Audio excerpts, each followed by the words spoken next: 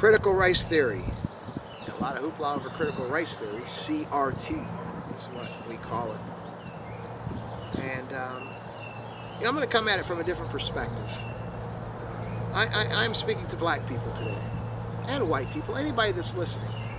But especially the black folks, because we are in an uproar complaining that they don't want critical race theory taught in schools because they want to deny what happened, blah, blah, blah. Listen.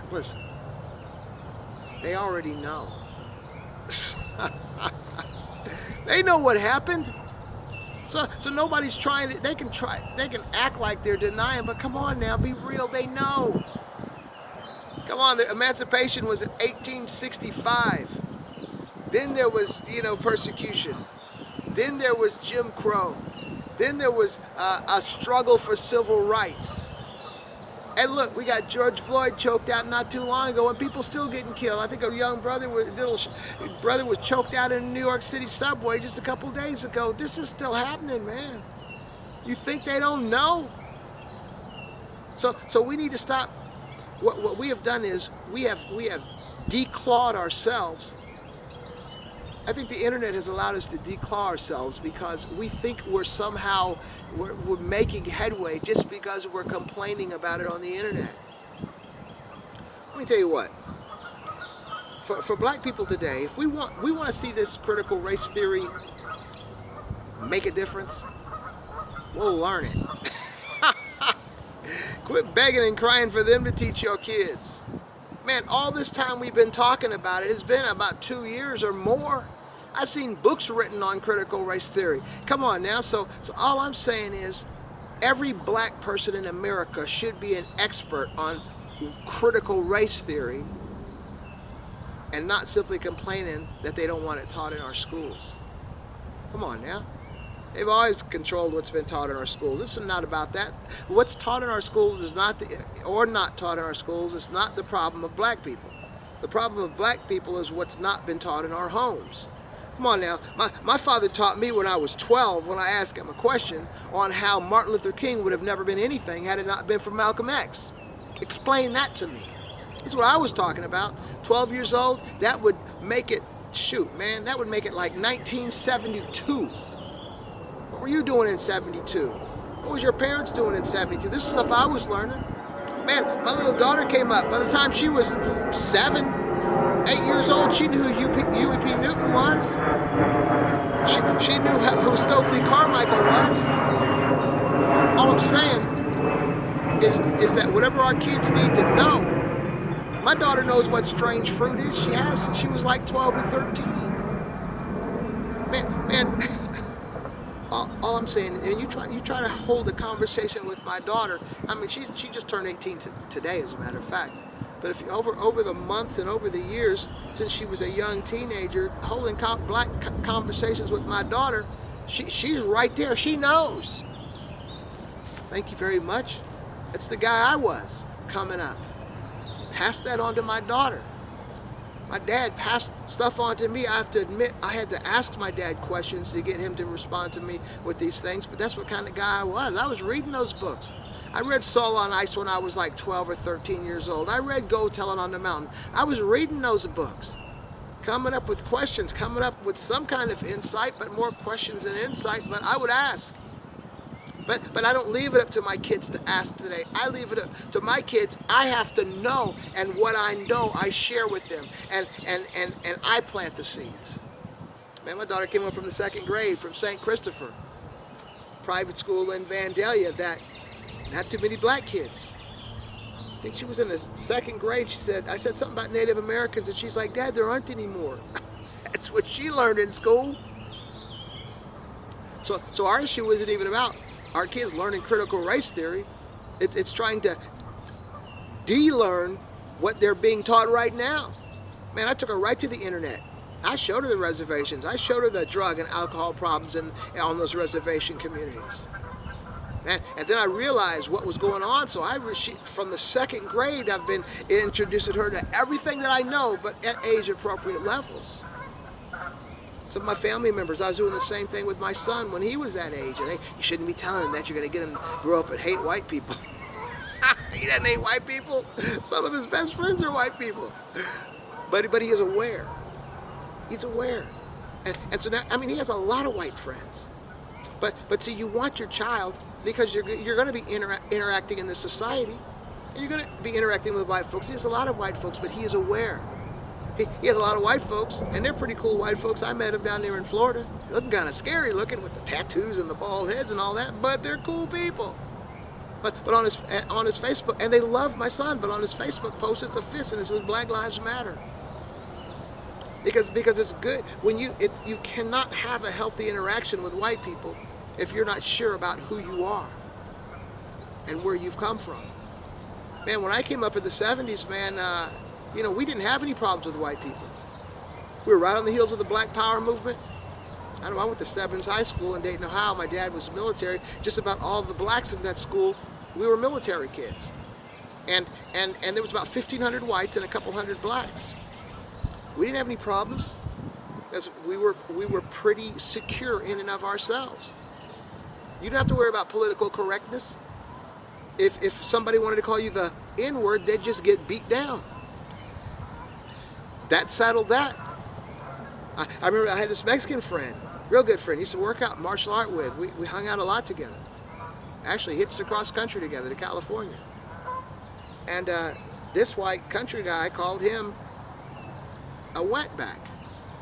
Disparaging, it's like the N-word, the Mexicans, because of the coming, across the Rio Grande, trying to flee Mexico to come to America. Man, then this is no exaggeration. The next time I saw that white guy, both of his eyes were swollen shut. My friend beat the mess out of him. I bet you he never said that word again. And so, yeah, there was no political correctness.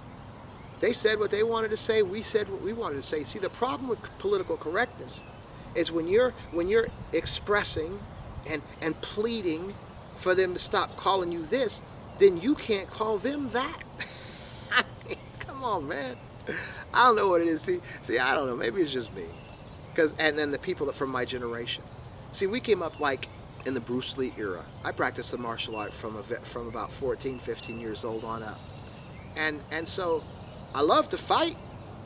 I don't mind a good fight.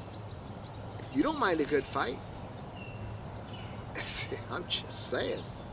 A lot of the rhetoric, a lot of the anger, a lot of the angst that these people are causing, like these supremacists, white supremacists, it's all BS.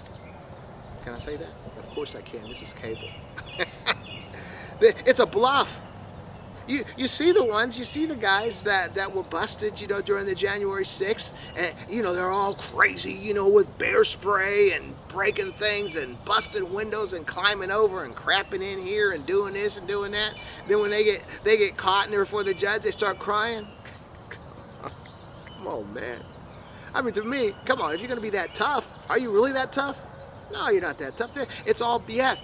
Even as a mailman in the inner city for like 29 years, I was in neighborhoods where a dog would come after you. I was in the hood. But you'd turn around and yell at the dog and it'd go running away. Not all of them, but most of them.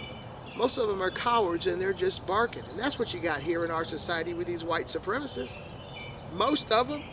Man, when I was doing my thing at juvenile detention, talking to the kids, trying to help them to do right, trying to help them to act right, what I realized in 17 years of that was that most of the kids that were locked up were not bad.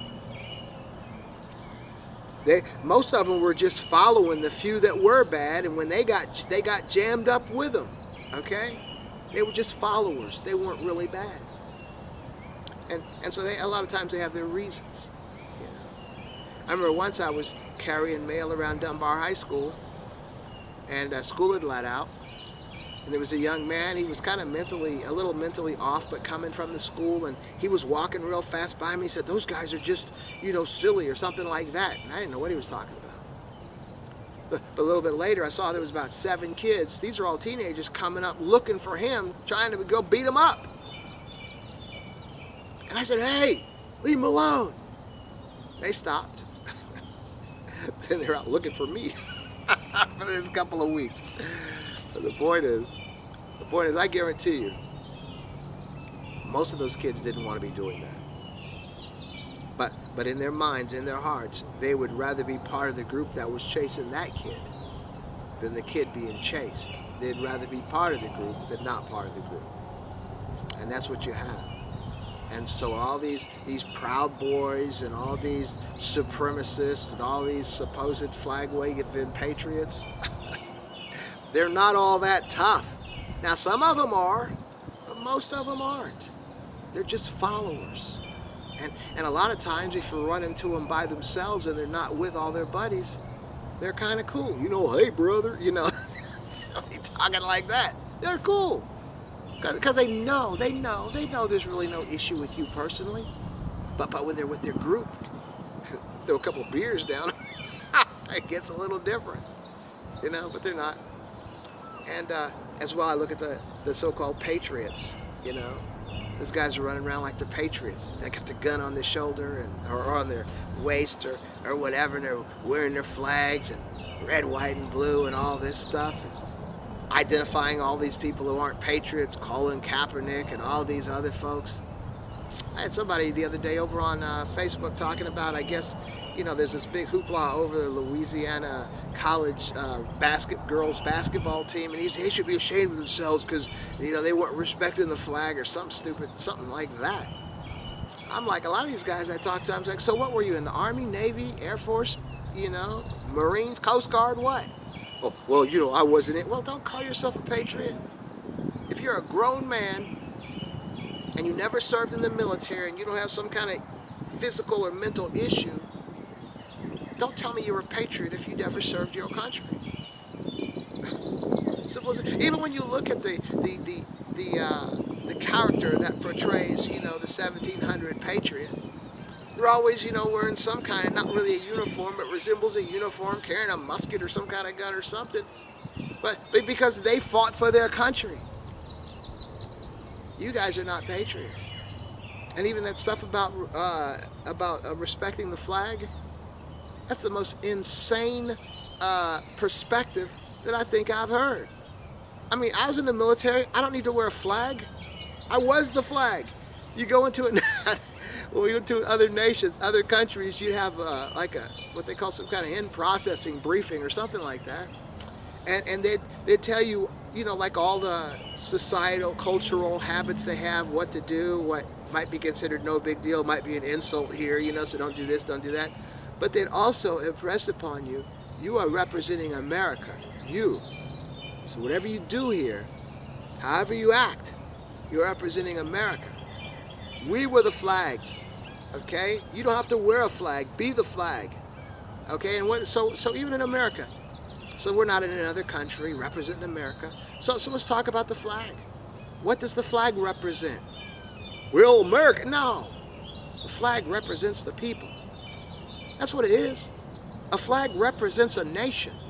What is a nation? A nation is the people. We the people. That's the nation. So if you can find some way to disrespect masses of people within your nation, you are not respecting the people. You are not respecting the flag. So if you call yourself a patriot and don't respect black people, you're disrespecting the flag and you're not hardly a patriot. You're just a bozo. That's it. You know, I think they called them clowns, you know, when I was in the military. What's wrong with you, clown? You're a clown. A clown. Doesn't matter what kind of outfit you wear, what kind of colors. It doesn't matter how big the flag is, man. I was in this one neighborhood. You know, as a mailman, I get around, you know, used to. But I was in this one neighborhood, and it was like a kind of small block street. Probably had about 10, 12 houses, you know, on each side. But it was like, as you go down the street, each house had a bigger flag. They were competing with their neighbor on how big the flag was in their front yard. I mean, come on, man. That ain't got nothing to do with patriotism. Your flag height has got nothing to do with patriotism. The colors you wear, nothing to do with patriotism. The words you speak, nothing to do with patriotism. I could guarantee you this, everybody January 6th on that Capitol lawn, they were not patriots. They were not. They were anti-patriots. They were just the opposite of being patriots. They just had patriot uniforms on. They weren't patriots. Come on now. That old January 6th thing, I mean, this is not political. I'm just saying that if you are anti-democracy, if you are only pro-democracy when your side wins, that's hardly patriotism. Let's bring it back to the Louisiana State girls college team and all that hoopla over Angel Reese and Caitlin Clark and all that stuff going on. Totally racist, totally racial issues. I don't even want to call it racist, because racist and racism have to do with institutions and the power that they have over other people's lives. What is angering a lot of these folks is that they're recognizing that they have no power over these black folks' lives. And that's what's messing them up. I think that's what happened when Obama became president. Again, I'm not political, but I can look at this social situation and why our nation went kind of crazy. When Obama was elected president the first time, we found out on my 50th birthday, as a matter of fact. That's why I went to college. But my 50th birthday, the 11th of November, it was announced that Obama won that first election. That was my birthday present, man. But you know what? Immediately I got to thinking about my life. And I thought, man, this brother is younger than me, Harvard education, Harvard educated attorney, Harvard professor, senator from Chicago, and now president of the United States, and I had a high school diploma from Stebbins High School. I decided I was going to go to our local college, Sinclair, and get an associate degree. 10 years later, I had earned my MBA, simply inspired by that man. And see, that's the power. That's the power of education. The power of education is it expands your worldview, makes you recognize that there is something greater that you can become, greater than what you can attain, what you have attained, and motivates you to do it. And so as you recall, that's when the Tea Party popped up. So all this MAGA stuff and all this craziness we see, today, this is the evolution from that Tea Party that came into being when Obama became president. So why would that have been? What's the big deal? We've had presidents that were disrespected. We've had Carter. We've had Ford. We've had people that and I picked a Republican and I picked a Democrat just to be fair. That people didn't hardly respect. They'd make fun of Jimmy Carter, and they'd make fun of Gerald Ford, always tripping, hitting his head, or with all the stuff he was doing back then. I served in the military under both of those guys, by the way, okay, and Reagan. But anyway, the point is, but Obama was a black man. And see, we have in this nation was founded on an institution of racism, okay? I don't even know if you want to call it racism. Racism is just a construct, something that doesn't even exist, but on color, black folks, Africa, so that's our nation, as well the Native Americans. And so you have a bunch of people that simply felt that they were better than and enjoyed that privilege of feeling and being and getting breaks and being better than people of color. But slowly but surely, their superiority had been waning. Initially it was the music. Black folks took that over. Then it was the sports. As black folks, basketball was a white sport, football was a white sport. Go figure, right? Took that over. And the military, even while the military was segregated, we had Benjamin Davis Sr., Benjamin Davis Jr. We had black people coming up through the ranks as officers through the military, but they were only over, black troops and all, because the military was segregated. Then this desegregation happened. Then you had black people, excelling throughout the military, excelling way past their white counterparts. And that's when it really began. And my father was telling me, my father was a warrant officer during World War II, but he entered the Air Force as a master sergeant. after desegregation, the Korean issue. And he said he was taking some troops on a bus down south, and they had stopped in Alabama to eat one night. Now he was over all these troops, and he was a black man, and the troops were white. And they came to this restaurant to get a food to eat, and the restaurant owner said, they can eat here, but you can't, because they're white. Even though you outrank them, you're over them, they could eat in the restaurant, but my father couldn't. My father always quipped, nobody ate that night. But the point is, they were beginning to see it now in the military really happen. I think that's the quickest integration of any entity or an organization in the United States was the military. And that's why my father stayed in the military. For real. World War II, Korea, Vietnam, stayed in. My father did like a total of 42 years of military and civil service because he recognized that was the best place that a black man could really gain rank and authority and power and not have to deal with a lot of the racism, okay? So then it was regulated to that. You know, we saw a lot of flyers in Vietnam. We saw Chappie James. We saw a lot of black pilots, a lot of black officers, you know, throughout the Vietnam campaign.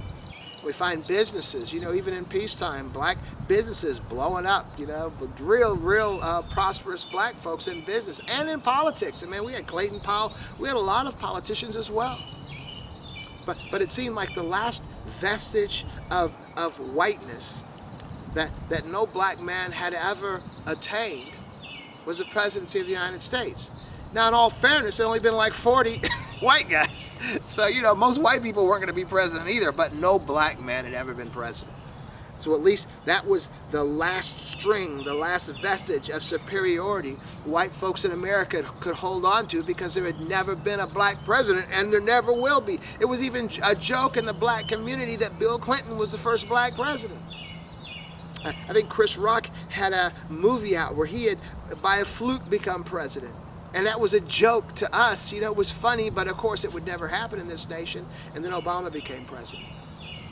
And right away there was a plethora of emotions throughout this nation. Everyone was traumatized. Black folks and white folks were traumatized because black folks couldn't believe it either. I don't think there was a dry black eye in this nation. As well, white folks lost their minds.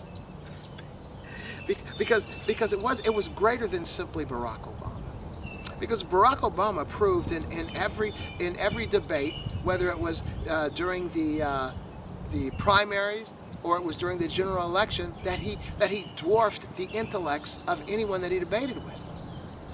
Simply that. We know him. We know him now. We know that. Whatever you want to say about him, you know. It's the truth. So he became president. And so now you had all these white people. So you had a lot of white folks that had really nothing going for them in their lives. Come on, we talk about black people on welfare. We talk about poor black people in this nation. But guess what? Out of all of the people in this nation, the groups of people, the most people that are poor are white people. The most people that are on welfare in this nation are white people. So you had these tons and tons of people who had nothing, poor people, you know, living terrible lives, you know. But the one thing they were not was that they were not black. Because there was a superiority in that whiteness, an imaginary superiority, but it had been an imaginary for generations and generations and generations in their minds and in everyone's minds. It had become a reality. But when Obama became president, he snatched away that veil. There was no longer that illusion of superiority because he had just proved that no matter what it is in this nation, if a black man puts his hand to do, he's going to take it over. Done it in music, done it in sports, done it in business, done it in the military. And finally, the Oval Office, the presidency of the United States. And you know, like the last guy we had in here, the Republican, Donald Trump, he was, you know, what they call a one-hit wonder, you know. You know, when Obama became president that first time, Mitch McConnell, the majority leader, he said, we're going to make sure that Obama is a one-term president. Well, guess what? He left that office undefeated. And their guy that came after Obama was the one-term president. So they had to face the fact that they were not superior to anyone, that it was imaginary. That's when they make America great again. All that meant was, let's get America back to where it was before that black man was president. But one thing about history, it can never be erased. It will always be that. And simply that. And so to me then, so this message is first of all, is to black people and white people. To white people, don't feel bad. You had a good run? No, that's not what I'm saying. All I'm saying is, we are all equal. And you really knew this. You knew this when you had your black friends in high school and you had your black friends in college before the whole Obama thing. You knew. But this is simply, this just made you face this reality without even a subconscious feeling of superiority left in you. And it can never be erased. And black people who, for many of us, I'm most disappointed in. I saw so many people when Obama had become president, after he become president, well, he's never done anything for me.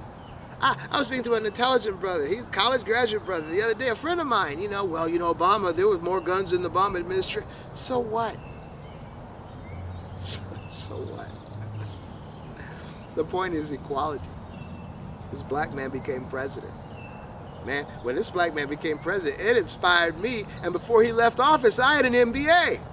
Or I was like 3 months away from it. So I'm saying it was the inspiration. It wasn't that, what has he done for you? Come on, that's the welfare mentality. Obama didn't do anything for me. Why? Did he need to do something for you? No, he should have inspired you that you don't need anyone to do anything for you. That's the problem we have today when we're crying about political correctness. Crying because he said the N-word. Crying because the police choked out this black man. Crying because of that. No, handle your business. Take care of your business. Be inspired. Don't be looking for somebody to give you something. Don't even be looking for a black man. Oh, he was president. He didn't give us anything. He should have given you inspiration to be able to get up and do it yourself. Man, he sure inspired those white people to get up and fight and desire to make America great again. Why didn't he inspire you to do something? I hope I am. I might get a little pissed off first, but I hope I inspire you to do something. It's worked for me. And then we get back to our kids again. You do what you do. Look, when Obama became president, my daughter was 3 years old. And that's when I decided to go to Sinclair. Graduated Sinclair in a couple of years and just kept going. Earned my bachelor's degree. After my bachelor's degree, earned my MBA. My daughter was 3 when I started school. She was 13 when I earned my MBA. And she was standing there when I walked through that line and got my diploma. What do you think that did to my daughter? So yeah, I was inspired by Obama when I was 50, and I got my MBA when I was 60. My daughter watched me all along the way. In her mind, she's going off to college this year in August. Political science. Her desire is to end up as an attorney with a PhD because she watched the example that I gave her, and the only reason I was this example was because Obama had inspired me. Look, my daughter was 3 when Obama became president. Before Obama became president, we'll say 2 years prior, I would have never thought a black man would be president in this nation. Now, when Obama was running, I gave all kinds of money to because I don't care if he was a Republican. If he was a sane Republican and well-spoken as Obama was, smart, it wasn't about politics. It was about this black man needed to be president. So I didn't believe a black man could be president either, just like most of you guys. And so my daughter was already born. So if Obama hadn't been president, I would have never gone to college. And my daughter would have never seen me go to college from her age 3 to age 13.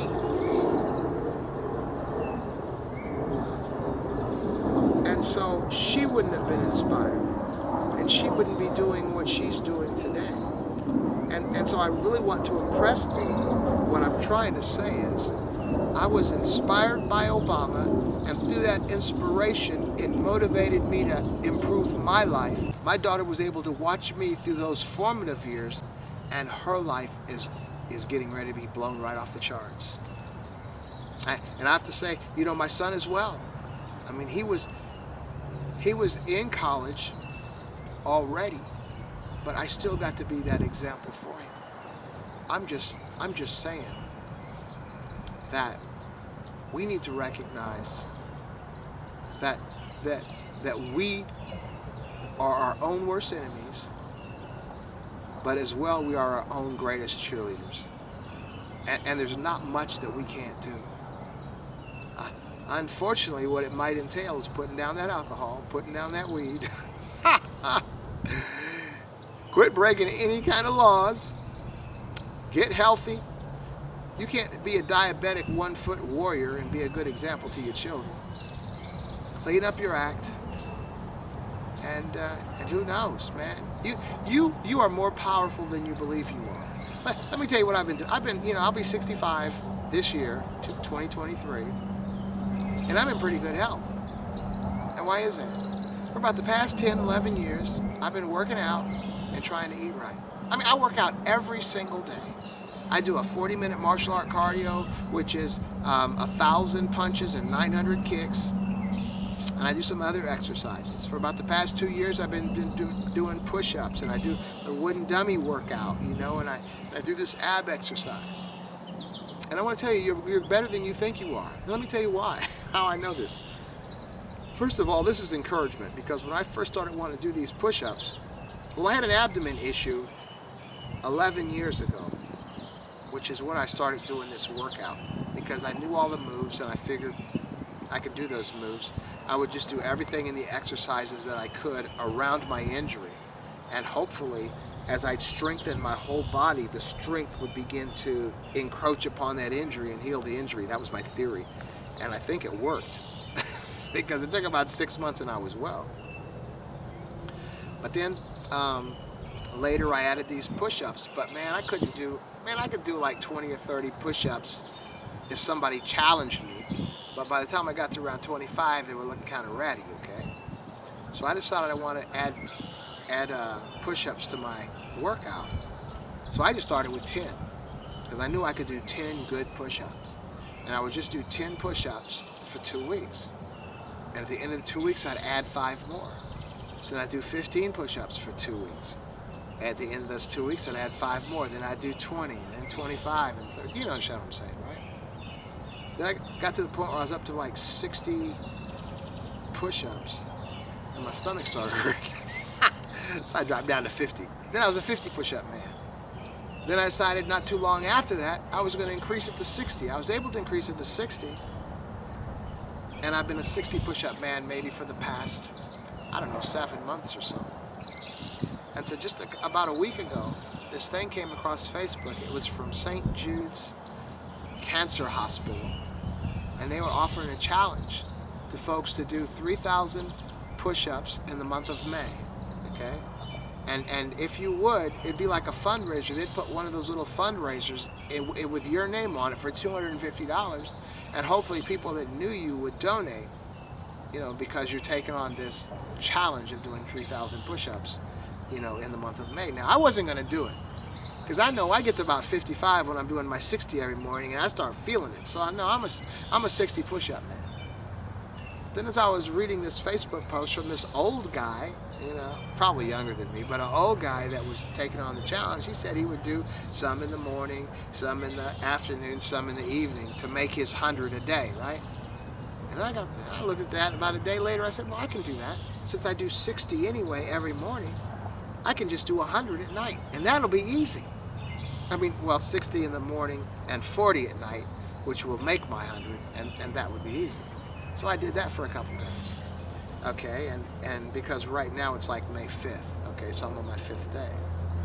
So last night I get home from my daughter's lacrosse game, and I figure I haven't done my push-ups yet, and so I decided I'm gonna just sit around, watch a little TV, and then handle them about 9 or 10 o'clock or so.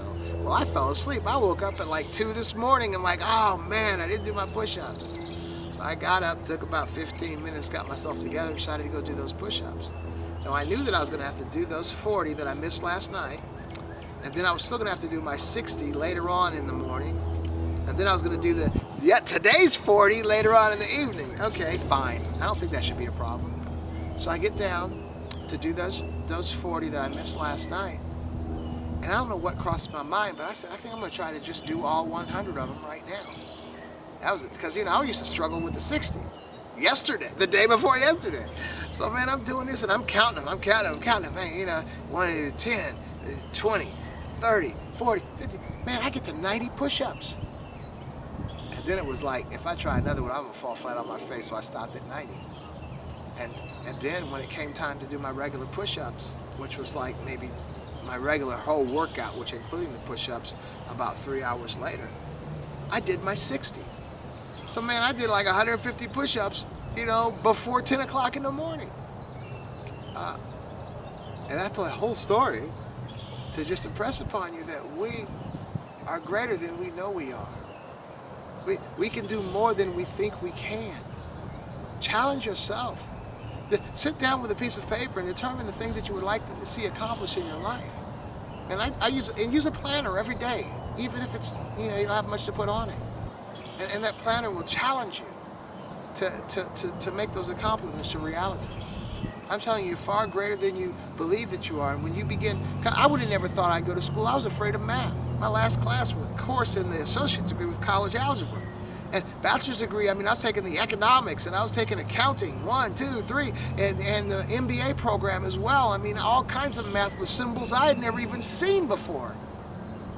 And I was afraid of math, which is why I never got my associate degree. I'm telling you, we are far greater than we ever believed that we were. You should challenge yourself to find out. We live in fear. We live in fear of things that don't really exist. It's in our minds. Recognize that. Anyway, I'm just going to go on and on and on because I can do that, But I'm not today.